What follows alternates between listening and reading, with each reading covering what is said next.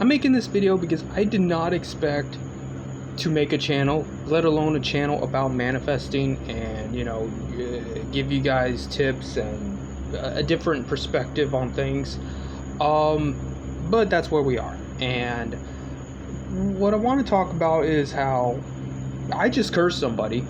I do not regret it, clearly. Can I make the light a little better here? And again, that way you guys, that's even worse. Anyway, fucking, is this dark out here? So, okay. Anyway, fucking, as you know, I have skimmed reality transurfing. I've read Neville Goddard, things like that. I don't agree with a lot of what Neville Goddard says. It's like when I don't know if he did it intentionally or if it's almost like incidental when he's correct, because it's like he could have said that in a different way and conveyed the point in a much better way than the way he did, but he is right. It's almost like a bunch of half-truths. And the reason I say it like that is because, Vlad of Reality Transurfing loved my allegory of manifesting is like a dungeon map. Y'all play D&D. A dungeon map, you've seen the fucking board where it's this, especially the mega dungeons, huge ass board with and you have your little tokens on it and you're moving them around in little squares. And to manifest is to imagine you want to go to room 97, but you're in room 32. Now, eventually you could get to room 97, sometime in your lifetime, you know what I'm saying? But you have to think about how you're going to get there, because there's a lot of rooms in between and a lot of spaces in between. And every thought, every action, every idea, every feeling is like a square on that dungeon map, not even the room itself. And you want to get to the room. You don't even just want to move squares. But in order to get to the room, you have to move through the squares, and in order to move through the squares, you have to have the right action, the right thought, the right blah, blah, blah, blah, blah. So, what you end up doing in manifesting, right, is you tend to, it's good enough. That's what you go for. It's good enough. Because what you have is adjacent rooms that create almost a pattern. There's zones, so to speak. So then you figure, well, I know I'm in the zone now because, there are likenesses to what I was looking for. That's where you get synchronicities. That's where you get, divine inspiration, the divine action, blah, blah, blah. Things start to add up. And that's what it's all about, pattern recognition. And, so you see the patterns and you go with the patterns. And there you go, you know what I'm saying? And eventually, you find yourself where you want to be, for the most part. Now, the reason why I say it all like this is because when you look at it this way, it's not a matter of good versus evil, this isn't fucking Star Wars. Ironically, there is a light and dark side, but it's not fucking Star Wars. People ask stupid questions like, well, I want to manifest my SP, but what about her free will? What about your free will? Did you want to wake up this morning? I sure didn't. Fucking, in what world is it against, what law did you break, huh? Are you going to go to prison for it? No, there's no fucking law against mysticism. Maybe in the 1600s, but even then it was fucking stupid. You can't there's no law against it, and there's no karmic law against it either. Karma does not exist. God is not judging you. Right now, in this moment, God is not judging you. He's not. Again, number one, Neville says God is you. And even if you want to believe in external gods, I can guarantee you, as someone that communicates with spirits, they don't fucking care. I mean, they might care, but probably not for the reason you think they would care. That's another alien concept.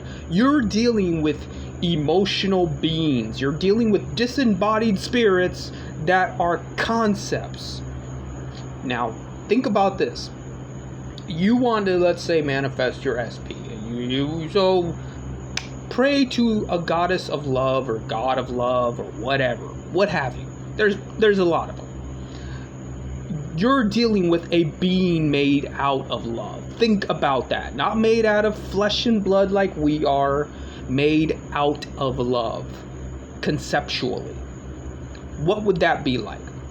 What would that be like to interact with? What would they feel like interacting with you? How would they look at you?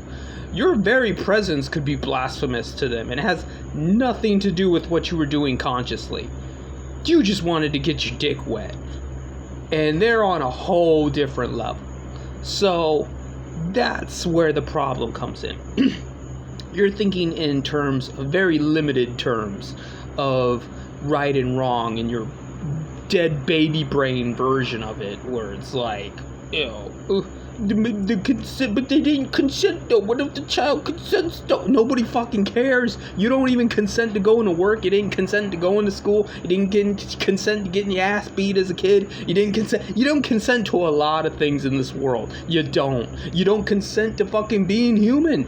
You don't. I'm sorry to tell you. I know there's light workers that say, oh, well, you know, you choose to be here. I can guarantee you I didn't choose to need to fucking take a shit. I didn't choose to need to breathe. I didn't choose to age. I didn't choose a lot of things. But it's there. It's there anyway, and I'm making the most out of it. I'm just doing what I can do. That's it. And knowing that, I'm getting to my point, because, you know, people are like, well, what does this have to do with... Yes, you can use manifesting to curse people. I fucking just did it right now, and I don't give a shit. I know it's going on 10 minutes, so I'll try to make this quick. Basically, somebody pissed me off because they sounded like a Redditor. I don't know how to simply else to put it. They did the thing. It made me think of Reddit. It made me think of moderators. It triggered me, and my immediate thought was, I need to hurt this person. A lot. I want them to hurt. I want them to know I'm hurting them. I even told them, screen cap this. You are going to have a very bad time in your life very soon, and I want you to know it was me. Your dog dies, it was me, Barry. Your sister gets molested, that was me too. Your girlfriend cheats on you, it was me in a wig the whole time. Among Us. You know, fucking... That's the way it's got to be, because he was a Redditor, and that's going to be alien to him. He's not even going to think about the curse or whether or not it's true, or, you know, he might call me a schizo. I don't fucking care, and that'll just upset him more, thus compounding the energy that I'm putting out there, because he's going to be like, you fucking schizo, you can't... I don't give a shit if you think I'm schizo. You're cursed, baby. That's it. And then he's gonna be like, wait, you don't care about me calling you schizo, but you got upset about me calling you insecure. Well, no, I didn't get upset about you calling me insecure either. That's just something a Redditor would do, and I got pissed because you're acting like a Redditor, not because of anything you did to me in particular. They couldn't get it. Normies will not get it. They will not understand it. You could explain it to them as plain as day. They won't get it. They're just not there. They're not there vibrationally. They're not there emotionally. Now, I'm telling you this because how do you expect to interact with spirits in higher planes and get to those higher planes and be those higher planes and manifest this and this and this and this when you can't get it? You can't understand what I'm talking about. If you cannot comprehend why someone like me would curse somebody else, not because of what they did to him, but because of what they just act like in my presence, and that really upsets me. You're not ready for any of this. You're just not.